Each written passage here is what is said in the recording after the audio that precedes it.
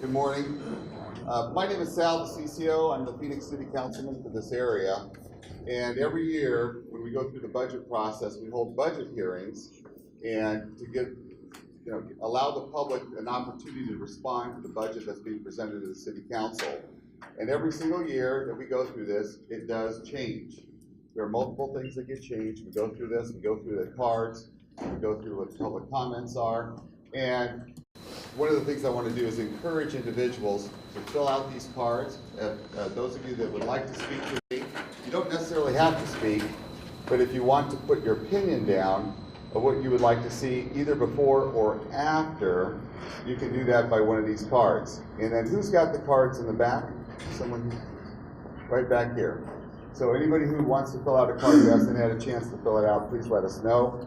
I want to thank everyone for coming out. Looks like we have a pretty good showing here today.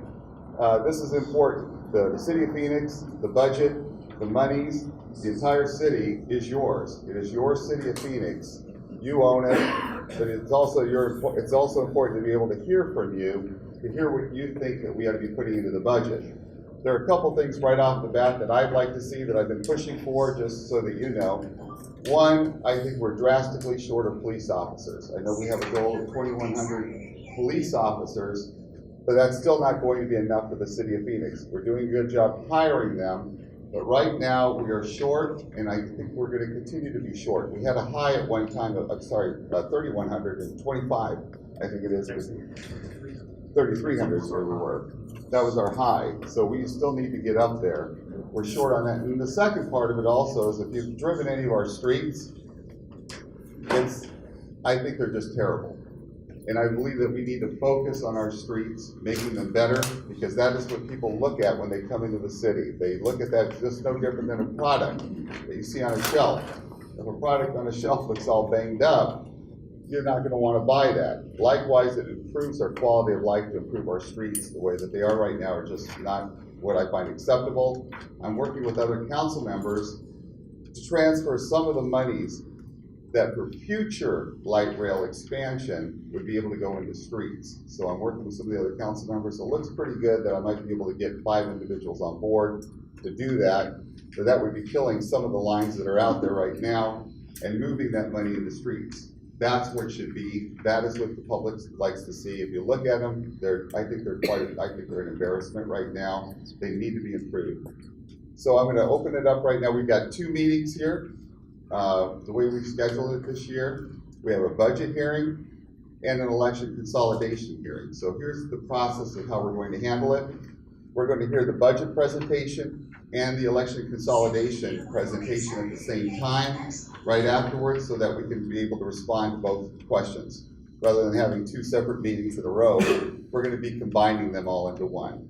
And I'm going to start it off by introducing let me introduce the people up here.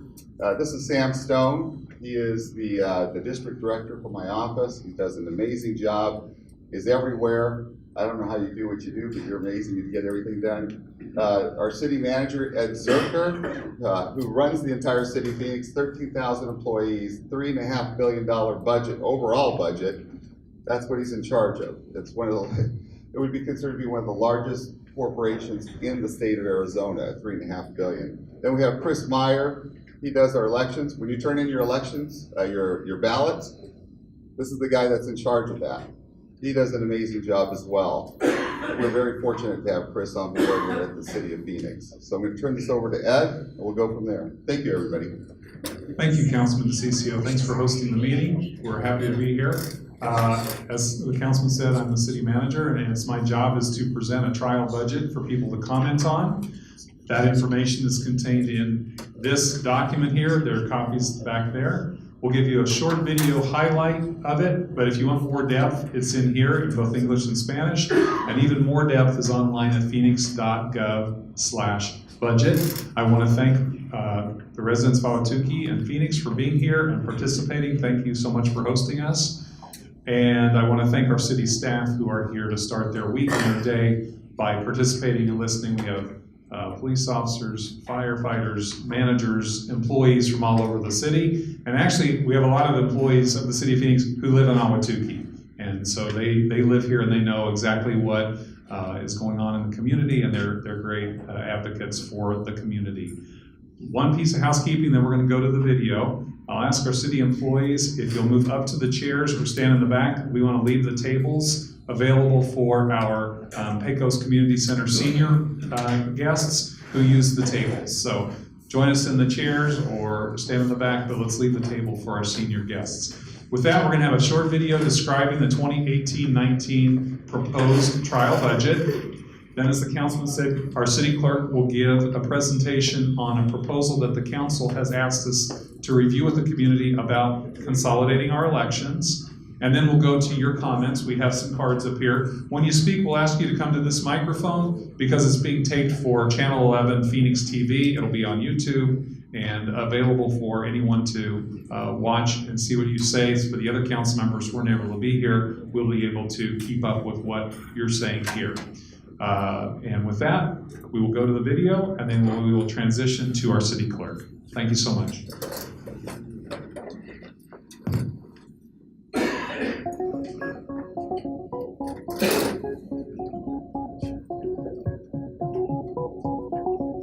And now, the City of Phoenix 2018-2019 trial budget. Last year, we projected a potential budget deficit for 2018-19, more expenses than revenue, as high as $60 million.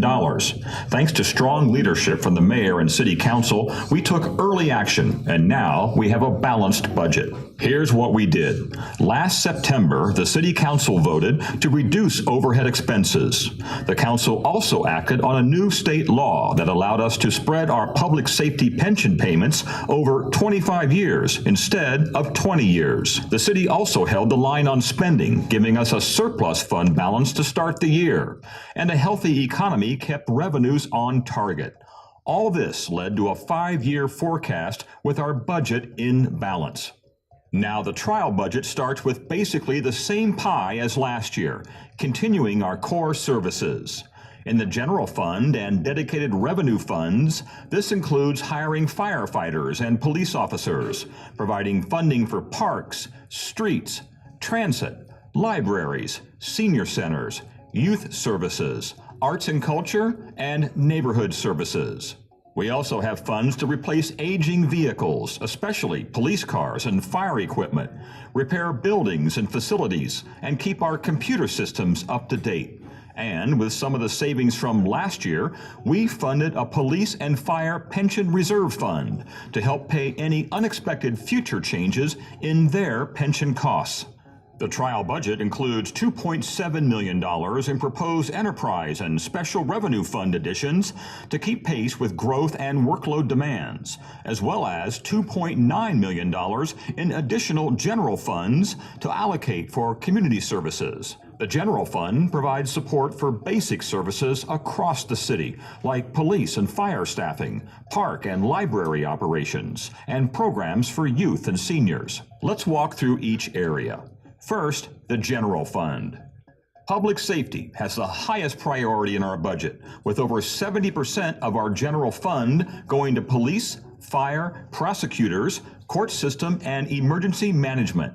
In the trial budget, the proposal is speed up processing of the more than 77,000 police public records requests received each year by reallocating current resources.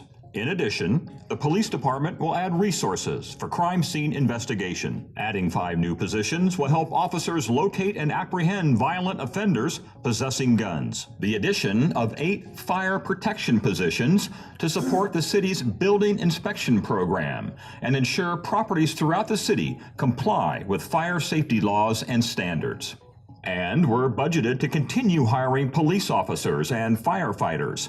The trial budget includes a $6 million general fund set-aside and related grant support to keep fire's filled staffing level at 1,654 positions for the next 3 years. Reducing the impacts of homelessness in Phoenix is a priority. With a nearly 60% increase in unsheltered homeless, the goal of the city is lead with services by connecting individuals experiencing homelessness with appropriate services while reducing the impact on Phoenix neighborhoods.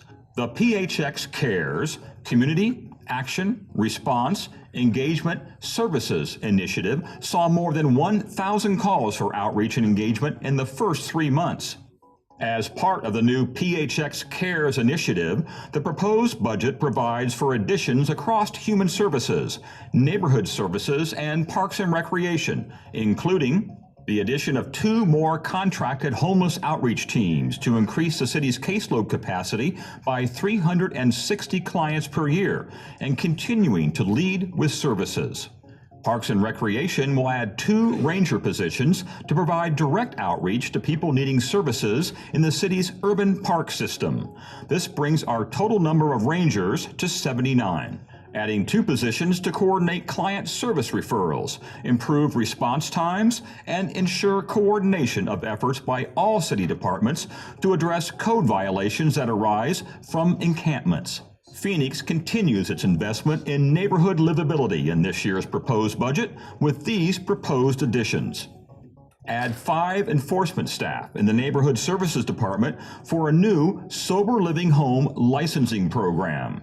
The purpose of this program is to enhance the health, safety, and welfare of residents of structured sober living homes and the surrounding community by establishing standards and regulations for the homes and their operators.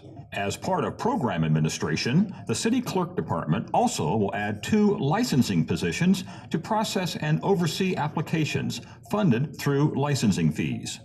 Increasing shade and replacing trees citywide with $450,000 to plant 750 trees annually and provide water and maintenance for them to thrive.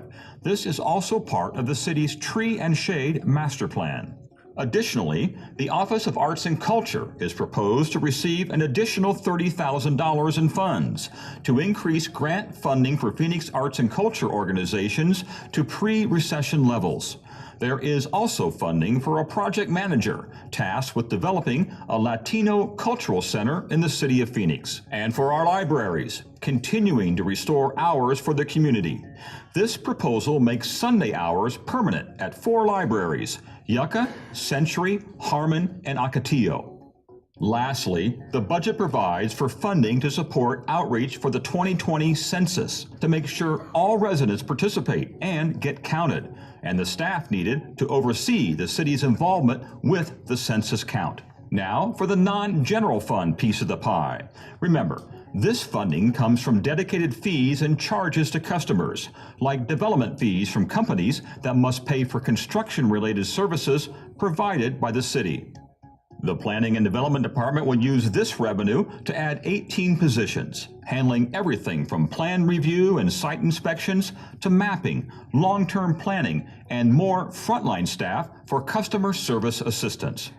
Additionally, the Street Transportation Department will use special revenue funds to add 30 positions at a cost of $859,000 to improve our streets and support the paving maintenance and traffic improvements, as well as traffic signal electricians, Transportation 2050 related bicycle and pedestrian infrastructure development and maintenance, and employees to oversee the city's pavement plan, street sweeping, and proper implementation of Americans with Disabilities Act required projects. Altogether, these pieces of the pie do more than describe the work our city departments will do in the coming year. They tell the story of Phoenix's continued growth to be the 5th largest city in the country, with a diverse and thriving economy and a community that's in demand as a great place to live, work, and play.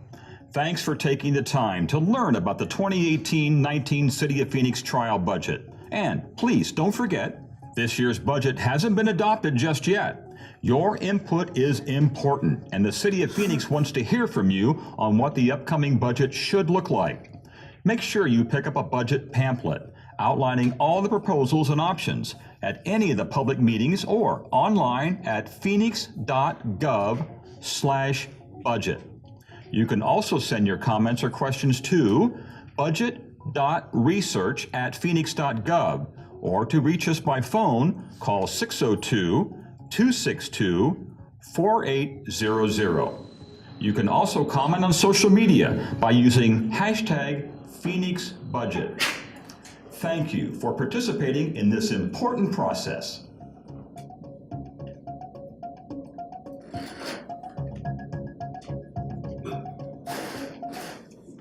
That gives the budget presentation. Now, Chris Meyer, our elections department head, is going to be talking about the election consolidation. What that means is that combining our elections with other elections that are happening throughout the state of Arizona.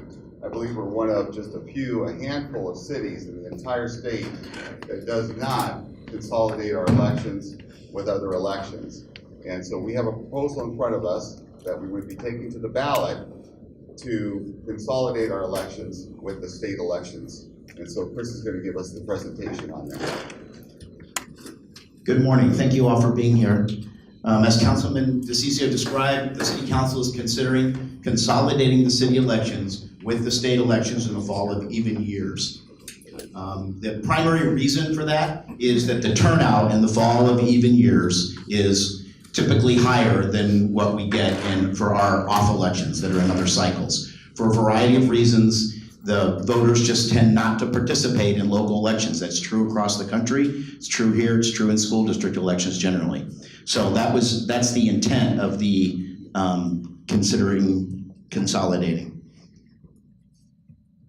A little bit of background on city elections and the scope here. The city is the second largest election jurisdiction in the state, second only to Maricopa County, so we are larger than Pima County. The city's elections are nonpartisan, so historically they have been conducted separate from those elections. The city's conducted their own elections, we believe, all the way back to incorporation in 1881, and then changed from the spring to the fall of odd years in 1949, and that's currently where we conduct them, in the fall of odd years. There are 713,000 registered voters in the city of Phoenix. 70% of those are on the permanent early voting list. So 70% of the voters for a city election automatically receive a ballot by mail. And 95% of those people who vote in the city elections do so by voting by mail. The city has been a leader in innovations and elections in the state over the years. We were one of the first to consolidate precincts back in 1987. We created the first permanent early voting list in 1997, so we had it 10 years before the state created the permanent early voting list. And then we were also the first in the state to develop and use voting centers, and 2 or 3 counties have now switched to using voting centers. So first I'm going to go across just quickly describe the 3 options that the council is considering, and then we'll go back through each of them, kind of look at an overview or a comparison of how they would work, and then we'll talk about some of the pros and cons. I want to say, depending on your perspective, obviously, there are pros and cons to all 3 of these options. So we'll go through them and try to tell you what those are. So the first option is to continue to conduct the city elections in the fall of odd years, keeping our elections separate from the state and county. Second proposal is to consolidate with the August-November primary general election cycle in the fall of even years. So the regular primary state election and the general election in November, the city items, candidates, and ballot measures would then appear on that ballot. Third option, and we'll explain kind of why we're looking at this one and when we get there, is November and March consolidated elections. So our first election, the city election with candidates and propositions, would be on the ballot at the state election, the general election, and then if a runoff was needed, which isn't needed all that often, that would be held in March, the following March. Consolidation does require several charter amendments, so the council is considering those charter amendments and referring them to the ballot this fall. Actually in August, because of the question about ballot space in November, whether there'd be room for them. But the idea is to consolidate before the regular mayor and council election that's scheduled in the fall of 2019. So that election would not be held next year, it would move to the fall of 2020.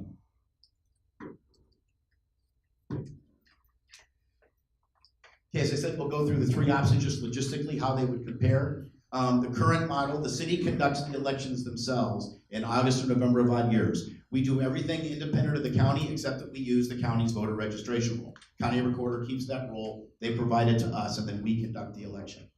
We use the permanent early voting list and all voters receive the ballot. We'll talk about an issue with that in one of the other ones in a minute, but all voters on the permanent early voting list automatically receive a ballot for city elections. And as I said, about 96% of those who vote actually use that early vote ballot and return it.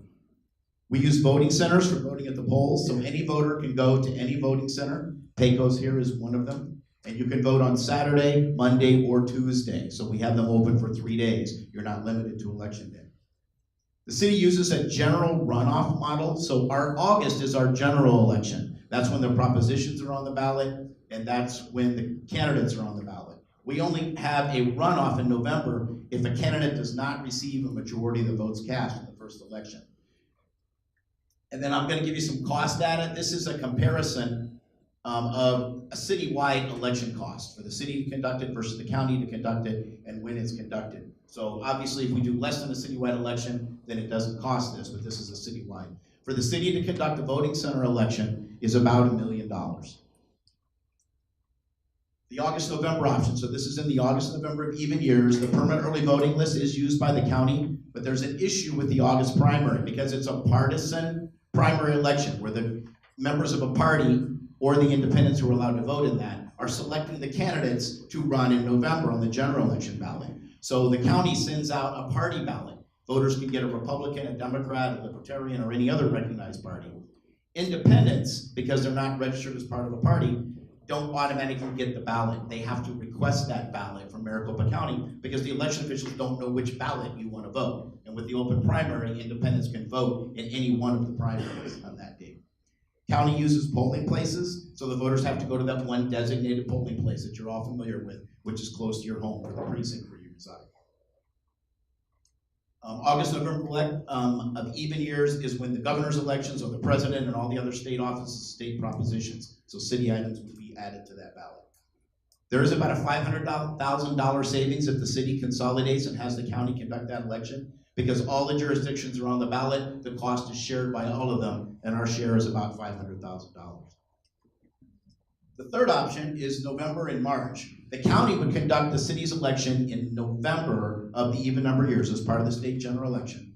They would use the permanent early voting list, and because that is not a party primary, all of the voters on the permanent early voting list would get their ballot, just like for the city elections.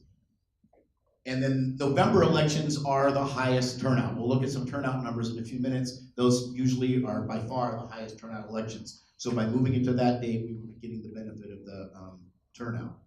Polling places are used in November, so when the county conducts it, you'd have to go to the one designated polling place to vote. But then the runoff election would be conducted by the city, and I'll talk about that reason in a minute. But we would use voting centers, so you'd have the voting center options available in the March election. The first election for the November, as I said before, would be about $500,000 because we're sharing those costs. But the spring election for the runoff in March would be conducted by the city because it would cost about $1 million. To have the county conduct that election would cost about $2 million. So that's why we are talking about having the city conduct the March runoff election. Okay, for the city option, just to kind of go through some advantages, disadvantages that I haven't already mentioned on the options. As I said, the city doing it separately keeps the partisan and nonpartisan races separate. And then because there's less on the ballot, there's more space for candidates in the city ballot. There's more room for propositions and more room for us to put more description about the propositions on the ballot. On the state general election ballot, it's pretty crowded. There's limited space, which I'll talk about in a second, and there isn't going to be as much description on the ballot. The August general and November runoff scenario where people can get elected in the first election means we only have to have that November election if nobody got a majority of the votes. And 40% of the time is all that we have to have a runoff election. So 60% of the time we don't need the election. 70% of our candidate races are decided in that first election. The August-November option, the factors there are the city items would be placed on the county ballot. We talked about the issue for independents not receiving the ballot, and I'll show you some more data on that in just a second. So they can get a ballot, but they have to do something to request it if they're on the permanent early voting list. But in November, all of the voters would get a ballot. That issue with the independents only exists for the party primary in August. Polling places are used, as we talked about. The August, November, that's the large ballot with everything on it. Judges, usually it's 2 pages, so there's less room on the ballot. The county estimates for the August election, there'd be room for about 4 or 6 propositions for the city. For the November ballot, it'd only be 2 to 4. And the amount of description on the August ballot is not too bad. It'd be a little bit shorter than what the city puts on the ballot, but most of the information would still be there. It'd be a descriptive title that describes what the matter does. On the November ballot, it's limited to about a 50-word title that basically just tells you, are you for or against this measure? And you have to look at other items to find out what the issue is. That's all available in the publicity pamphlet and other materials that you get, but it just isn't actually printed on the ballot. And again, there is a $500,000 cost savings moving to that model. The independent issue that I talked about, here's data from the last 2 primary elections in August 2016 and August 2014. There were about 400,000 permanent early voting list voters who were independents on that list. So the county mailed about 400,000 or so notices to all of those voters.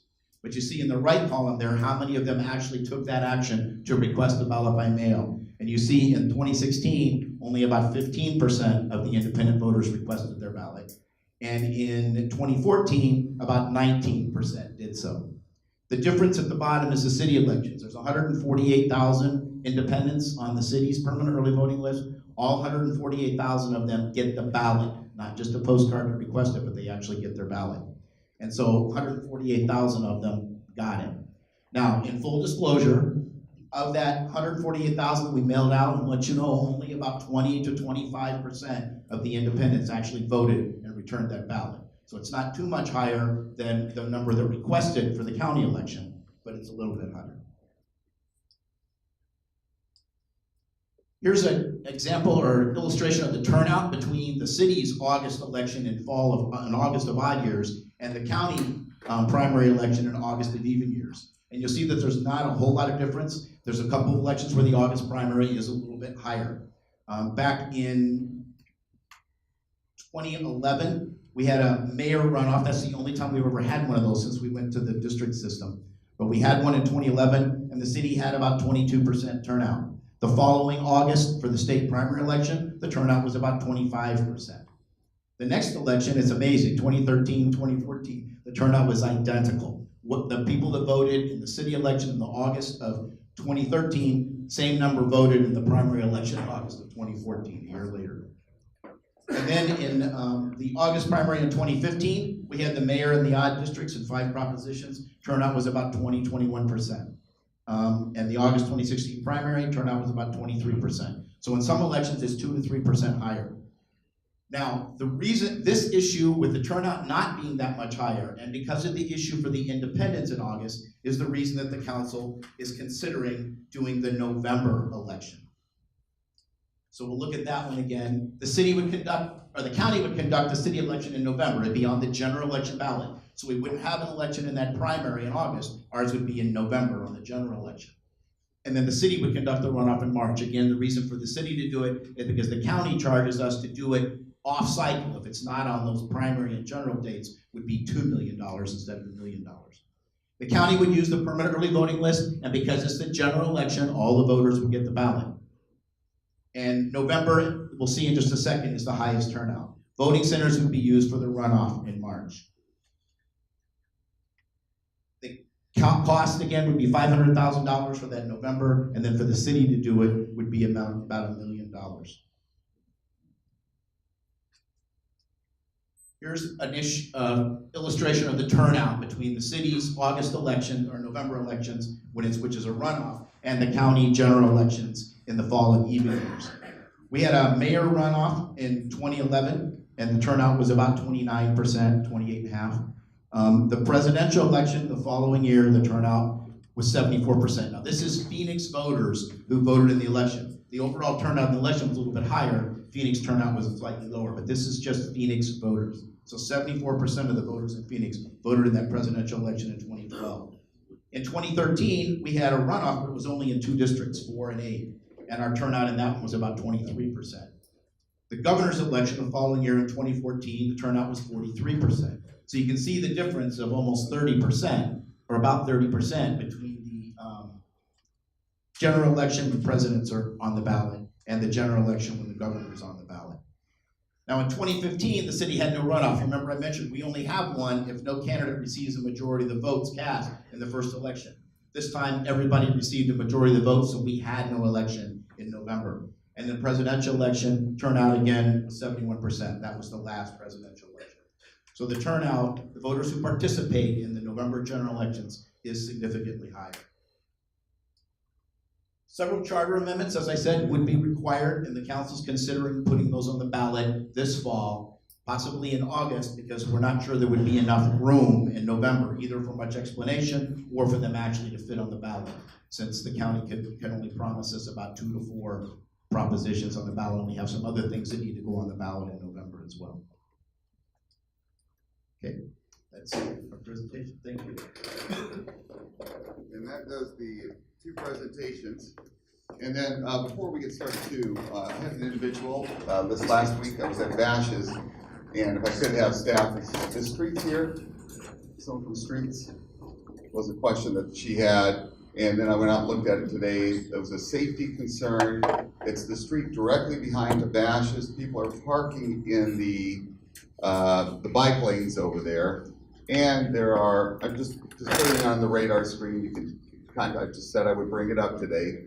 And there's a safety issue dealing with schools dropping off kids there and nobody being able to see because the street is so constricted from cars parking on both sides in the bike lane. So that they just want to see if there's anything we can do about that, possibly. And I would and look at it, and I believe it is truly a safety issue.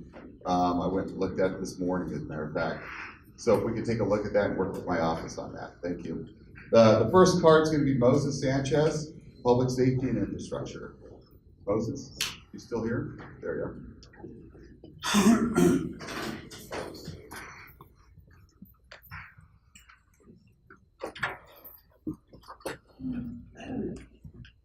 Morning, everyone. Thank you for bringing this budget review process here to Ahwatukee. My name is Moses Sanchez. I'm a member of this community. I live here in Ahwatukee over on 17th Avenue and Chandler, so deep in Ahwatukee. I've been a member of this community for 14 years, and I represented this community as a former governing board member. I teach over at South Mountain Community College. I'm also a business owner and a reservist now for 22 years.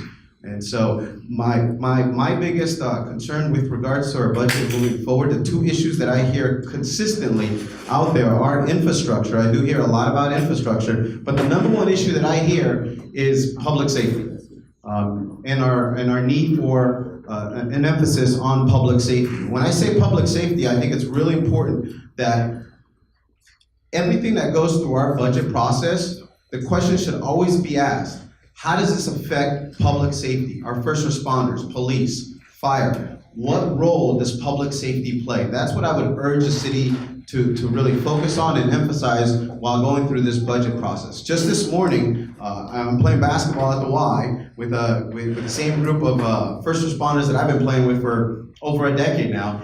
And everyone at the Y jokingly says that it's safer or faster to drive down Chandler Boulevard or Ray Road because you're more likely to get pulled over on Pecos with the amount of officers, DPS, right? So some of you are shaking your head going, yeah, DPS, state troopers, than it is going through our side streets, our city streets. And what is that? I mean, the public safety touches so many parts of our community, quality of life issues, the speeding in school zones that you see. And we really just need more bodies on the street. So I urge City Hall and the city manager and our council to emphasize public safety and what role does public safety play in every one of the decisions they make.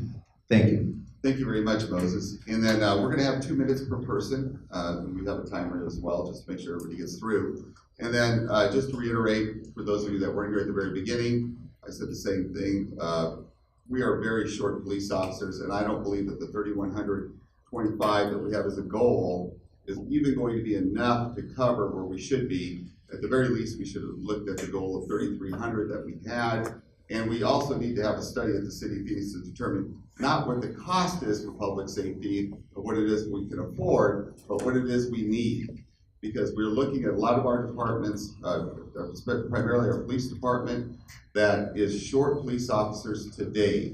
And I talk to police officers on a regular basis, and I have strong concerns that we just do not have the staffing available. And if you get these reports, like I do on a daily basis, you would be scared.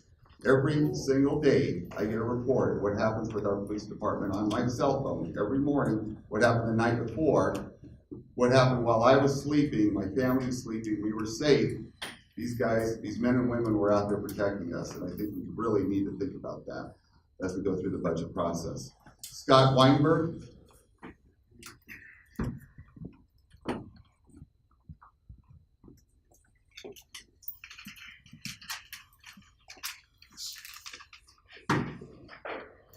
Hello, my name is Scott Weinberg. I'm an Ahwatukee resident, a certified public accountant, and the father of 2 children who attend Kyrene Public Schools. This fall, my daughter will attend Altadena Middle School without the protection of a school resource officer because a state grant that funded his position was not renewed. The same is true for the other 2 middle schools in Ahwatukee. Earlier this month, I contacted City Manager Ed Zerker and asked him to fund these positions to keep our children safe. Mr. Zerker denied my request and shifted responsibility back to the Kyrene School District, where our teachers are underpaid and spend their own money to purchase school supplies for their classrooms. I have reviewed the city's $4 billion fiscal year 2019 budget and the proposed supplements to spend our $2.9 million surplus. The following items were deemed more important than securing our schools. $500,000 to purchase 750 trees, approximately $500,000 to prevent homelessness, $250,000 to regulate homes for recovering alcoholics and drug addicts, $250,000 to hire 2 park rangers, $160,000 to hire somebody to oversee development of a Latino cultural center. The Phoenix Law Enforcement Association recently issued an alert stating the Phoenix Police Department is dangerously understaffed, and yet the proposed supplements failed to add a single officer to safeguard our community. Instead, the city wants to spend an additional $500,000 on 5 analysts to provide intelligence to an already overworked police force. I'd like to remind the mayor, the city manager, and the city council that this is our money, and the primary function of our government should be the protection of its citizens. As such, I'm asking Mr. Zerker again, please relocate funding for the proposed supplements to hire 3 additional Phoenix police officers to protect the 3 Kyrene District middle schools in Ahwatukee. For more information, please search Secure Our Schools AZ on Facebook and Twitter. Thank you. Thank you for that, Scott, and thank you for all that you're doing to help our community. Bob Schell, School Resource Officers.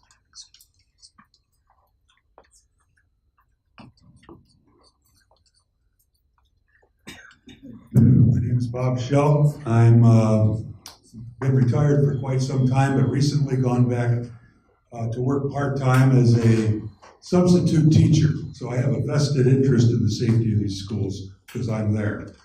I work in 6 Kyrene District middle schools, 3 of which have resource officers that are very prominent and very well integrated into the schools that they are assigned to. But I'm very concerned, as Scott is, about the 3 that aren't. The good news is we haven't had a mass school shooting in a couple weeks now. The bad news is that could happen any day, and it could happen in Phoenix. I urge the powers that be to allocate the resources necessary to at least protect the middle schools where there seems to be a little more risk than the elementary schools, but at some point that ought to be considered as well. Thank you. Thank you for that, Bob, and thanks for coming today. Matt C. There, Matt, there's public safety.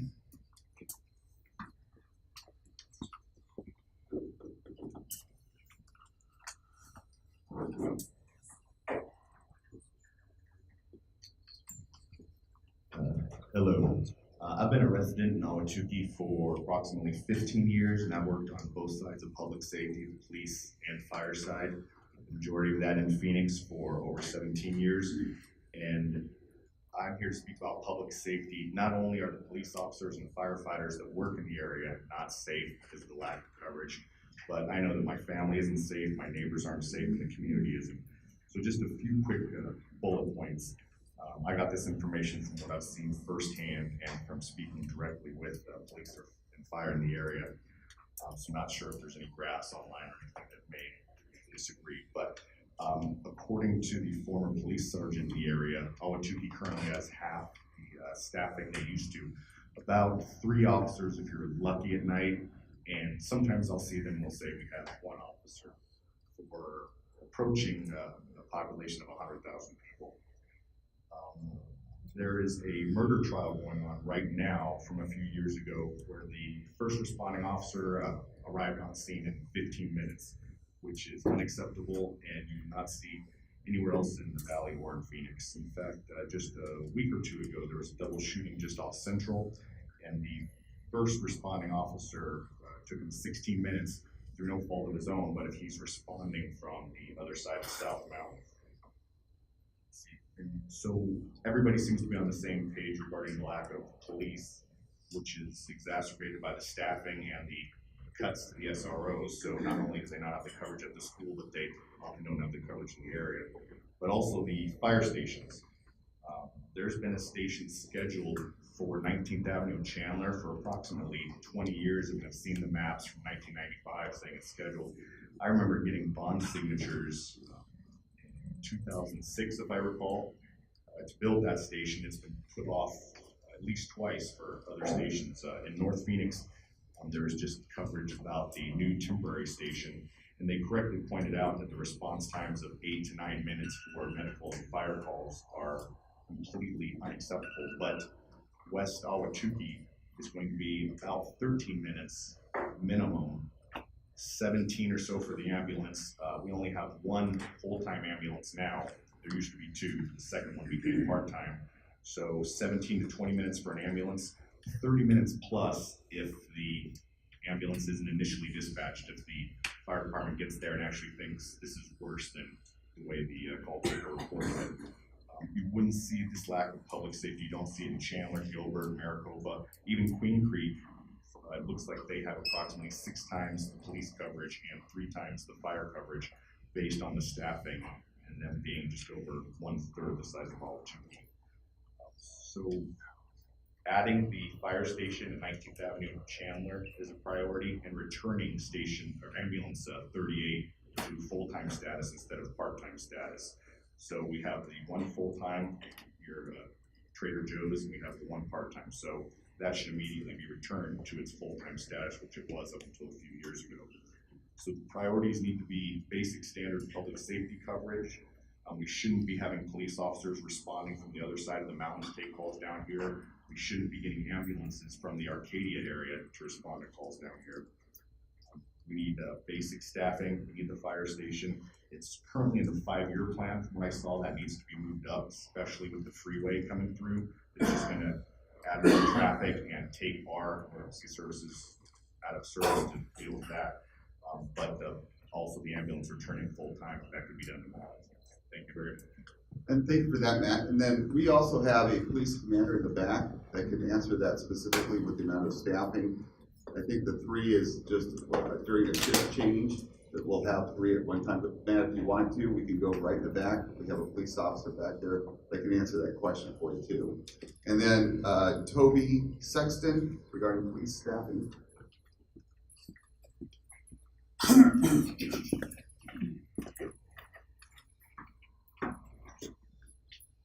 No, Thank you. No. I mean, Oh, yeah. okay. Sorry. No, I appreciate it. Thanks so much. No, we're not. We have the commander here that can answer those questions specifically. What I'd like to do too is we can try to keep this to 2 minutes as much as possible, so we get everybody the opportunity to speak as well. Thanks. Thanks, Toby.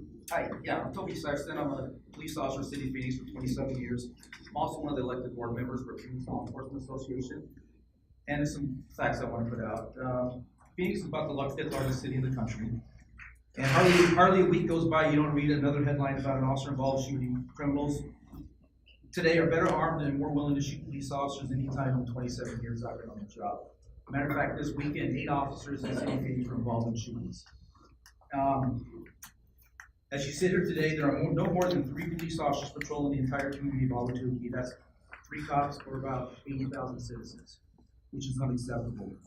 Over the last 12 months, 239 Phoenix police officers graduated the academy, and at the same time, 137 experienced officers left the Phoenix Police Department. That means that a total of the department had 102 officers over the past year. It's about 8 new cops a month. That's not nearly enough, especially when you factor in promotions, assignments, and to special units. And today, Phoenix Police Department has about the same amount of sworn officers as we did in 2008. The city has added population, it's added businesses, downtown Phoenix has grown tremendously, but we're still policing like we did 10 years ago. Recently, our association conducted a survey of more than 1,000 police officers. 93% of the officers that responded told us they believe the manpower levels of our department are not sufficient to effectively fight crime. 93% also told us they don't believe our police department has sufficient manpower to keep you safe and your family safe. That's why I'm here. I want to say loud and clear that we do not have the budget resources we need to keep the city safe. We do not have enough police officers to win the fight against crime. And to answer your question about the traffic enforcement, DUI enforcement has gone down from 10 to 12,000 DUI arrests a year to about 2,500 a year.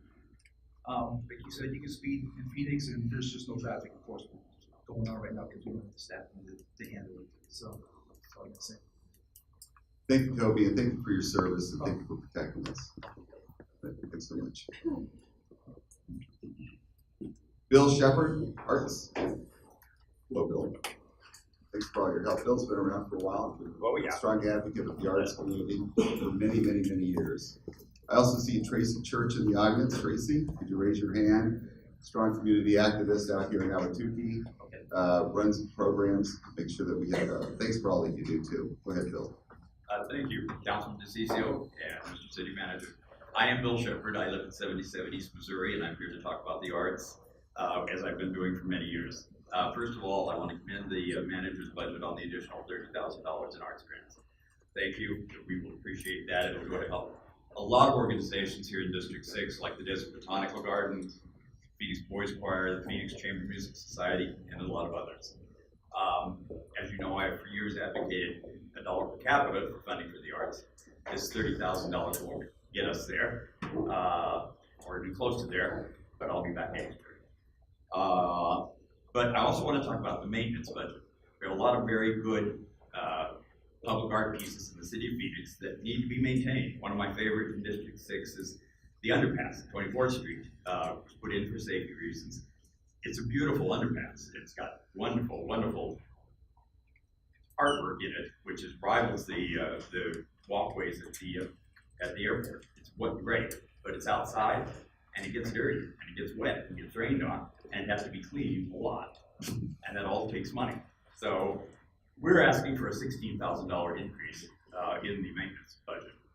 Why 16? Because we're currently at 84, and that's a nice even 100. It doesn't do anywhere close to covering what needs to be done to maintain our public art, but it's something. And I belong to a group called Phoenix Friends of Public Art, and we go out and raise money from the private sector to supplement that. And I can assure you that if we get this extra to 16,000, we will more than triple that amount in our fundraising efforts this year, which are really taking off. So please consider that. Thank you. Thank you, Bill. And then we have Kevin, it looks like Heapy. Kevin?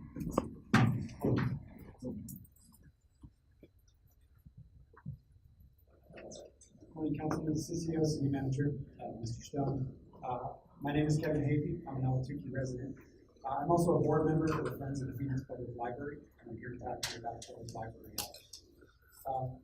The Friends is an organization that raises money each year to put on programs and services that support a lifetime of literacy and learning. Some of those programs include toddler story time, preschool and kindergarten boot camp, business courses to help citizens open businesses, college depot to help high school kids go to college, and computer coding classes that start as early as 4. The catch is we can only put those programs on if the public library branches are open. Up until recently, the Century Library branch in District 6 was closed 2 days a week. The Army Library branch was closed 1 day a week. Now, we appreciate the decision to make the temporary library hours for Sunday at 4 library branches permanent. That'll help the Century branch in particular remain open on Sunday afternoons. And they actually served about 5,000 citizens in that time slot since that started in September. Now, unfortunately, even with that addition, Century will remain closed 1 day a week, and Irony Library will remain closed 1 day a week. In fact, half the public library branches will remain closed either Sunday, Monday, or Friday going forward. Even with the proposed budget increase, our system-wide library hours are lower than they were 10 years ago, and they're lower than other major library systems in cities similar to Phoenix. We can do better to keep every library branch open every day, and that's what I'm here to ask you to do. Now, these closures represent a missed opportunity because an organization like the Friends can put on programs and services for thousands of citizens, but they can't do so if the libraries are closed. We ask that you work with us to keep every library open every day of the week. Our private dollars can support programs and services for thousands of citizens if public dollars can keep it open. Thank you for this opportunity today. Thank you, and thank you for your volunteer work. Robert Adair said he did not want to speak, but wanted, and I've got the card here, and I'll turn it over to staff regarding bus service to 17th Avenue at Club West. Is that correct? Yeah, well, back in where the park is, the new parking area that they built back on Channel Boulevard, it used to be the neighborhood. You're welcome to come up and address us over there if you'd like to.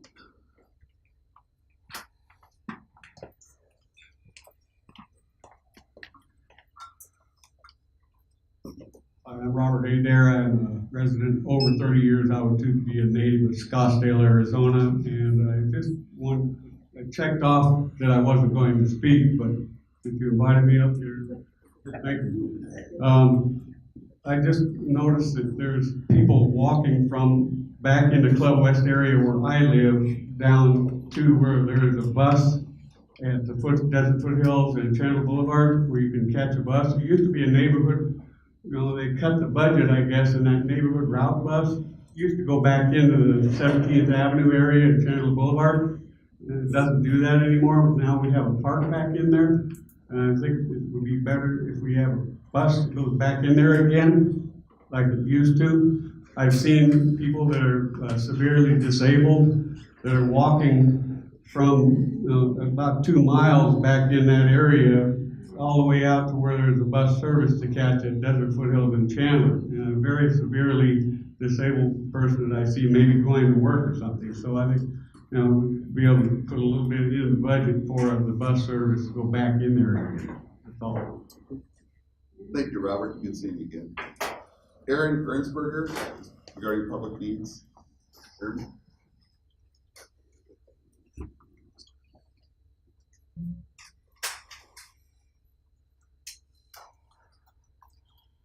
Thanks for having me. And again, I've said it before and I'll say it again, the production of the informative videos were totally awesome in my mind. And it was great because it actually gets you informed on what's going on, the priorities, and the services that our beautiful city does. And I would have to say that every service that we get from the city is actually beneficial, right? I mean, we all need them, we all rely on them. They're kind of like, I don't know, in your mind, my mind, like organs, right? But what I like to focus on is like what Councilman DeCiccio has brought out so eloquently several times, and we're beating the drum on it, is that our public safety is what you deserve, is what I would call as a vital organ, right?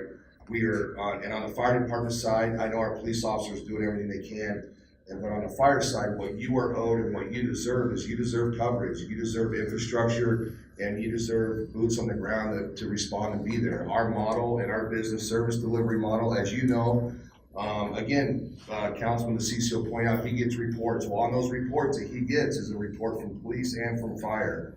And response times are on there, and they are, like you said, they're very spooky. And again, you don't really want to know or hear what's going on out there. all the time, right? So what I would humbly suggest to you is that you just make yourself aware and what you would deserve, your family, your children, your loved ones, and the people traveling through the city. We want to help. We're asking for more tools so we can better serve you. At the end of the day, that's all we want. And I don't know too many people out there, too many businesses out there that you can call and they're delivering service in 4 minutes, and that's what we do. We are here for you. We are not leaving. We're not going away. We will always be here for you. But we absolutely want you to understand what you need and deserve as a community to protect it and to keep it flourishing and to keep it going in the response you deserve. So thank you very much. Have a great day. Thank you for your service. Absolutely. Miranda Grow, homelessness and shelter needs.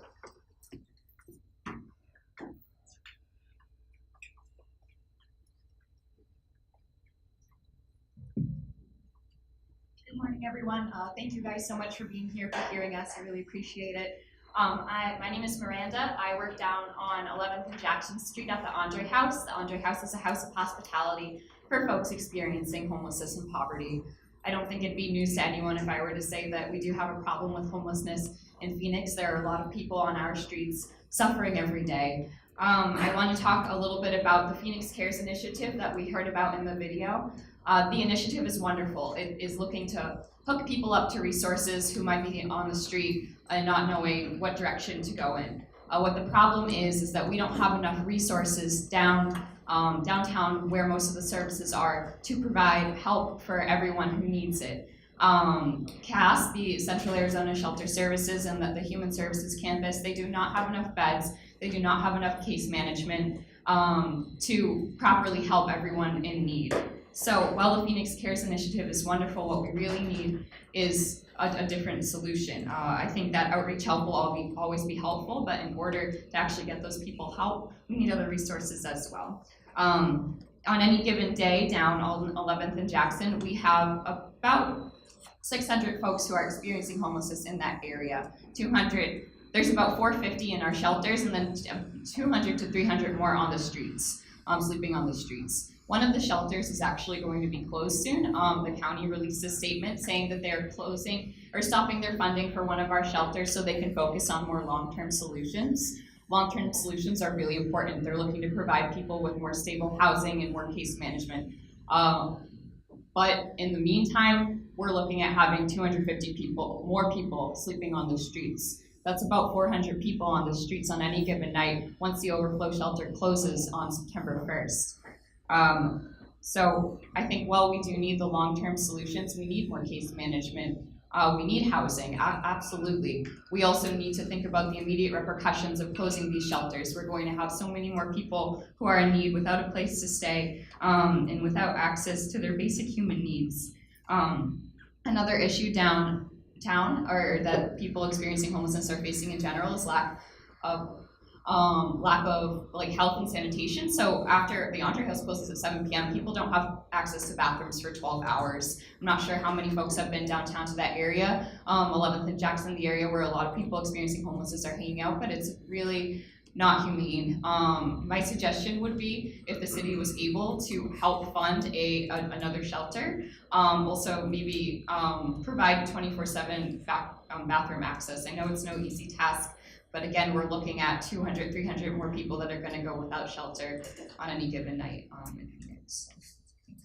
Thank you, Miranda. And just so that you know, too, I talked to Steve Chukri, who's with the Board of Supervisors, just this past week about what we can do to work together and possibly even expand out some of the things that they're working on right now. Nehemiah Ponce, is it Ponce? Yes. Talking about supporting the fire department.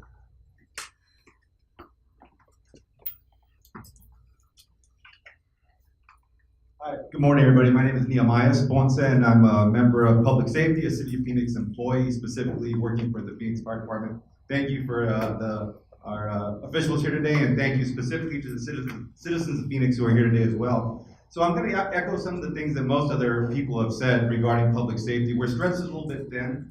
We're looking specifically for funding for 138 new firefighter positions. Our response times have increased because of the number of the increase in population. throughout the entire city. And we're looking to fund 138 new firefighter positions, new apparatus as well. We think it's a better way that we can, with that increased funding, we think we can better support the citizens of Phoenix. We're there to advocate for you in instances when you need us. We can respond a lot quicker, and we're just looking to see if we can have your support in allowing us to better help you. Thank you. And thank you for your service, Nehemiah. Geronimo Ramirez does not want to speak. Is that you, Geronimo? Yeah. But you also are here supporting the fire department's plan to staff increase, correct? And then I've got your card right here, and I can turn that. If you want to say something, you're welcome to, but I've got it pretty detailed. Thank you for your time, Geronimo. And then Sean Duncan, same issue, just here supporting the Phoenix Fire Department and Police Department staffing. Is there anything else you would like to say, Sean? Oh, you just walked out, okay. And then Stephen Akrish? Actually, that's right. Okay, well, when you have a last name to CCO, you work it hard at trying to get other people's names correct. Thank you all. I have a face for radio. Public safety has been a theme throughout this. Talk about infrastructure. My issue really is with distracted drivers. And it's an epidemic in this city, where people are texting while they're on the freeways, while they're going through school zones. Raise your hands if you also agree that distracted drivers are one of the biggest safety issues. It's just an epidemic, and I'm not sure what Phoenix can do, but if you're talking about improving livability, that probably would help public safety more than many other things, like filling potholes and so on and so forth. The drivers here are just really distracted. They love their touch screens. And I don't think enforcement is the issue because police are really stretched pretty thin to begin with. They can't even really issue tickets for rolling through stop signs, so on and so forth. So distracted driving, if there's some way to educate the public and join other cities across the nation that treat this as a primary violation, not a secondary infraction, that would be a blessing. Two other things. Is there any way that the city can start looking at being dark sky compliant or looking to reduce light pollution? We live in a beautiful area. We have many nights where there's no clouds, and it's really difficult to see the stars that are out.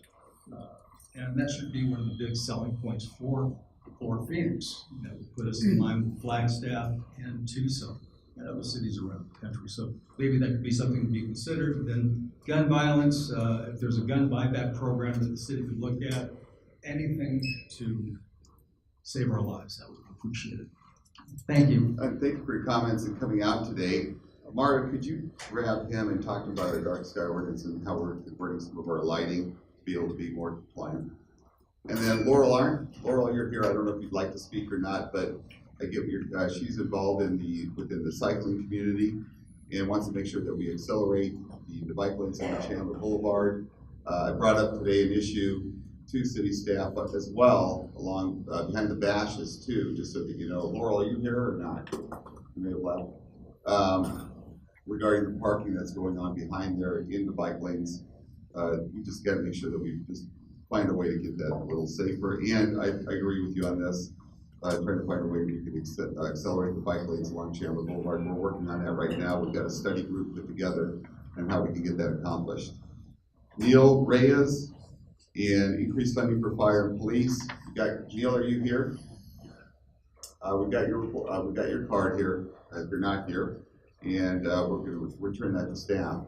Is there anybody else that would like to make a comment that hasn't had a chance?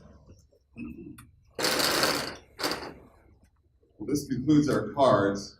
This is the budget process. This is the first step, getting the public input. I would like to see, I know we've got our police officers here. I definitely believe that we need to staff them at a higher level than we are today.